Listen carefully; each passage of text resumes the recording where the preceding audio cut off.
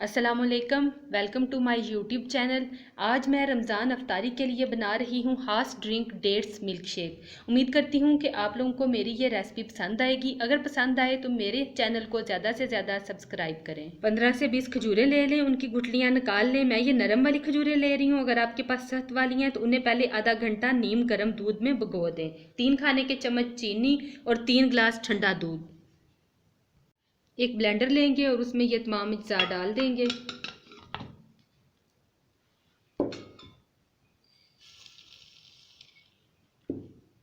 पहले थोड़ा सा दूध डालेंगे, उसके बाद बाकी डालेंगे। अब इसको ब्लेंड कर लेंगे।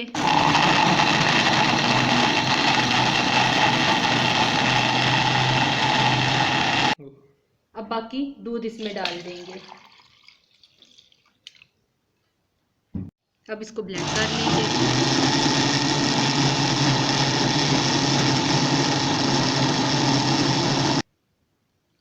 बहुत ही मज़ेदार जो है वो हमारा डेट्स शेक रेडी है, फुल ऑफ एनर्जी।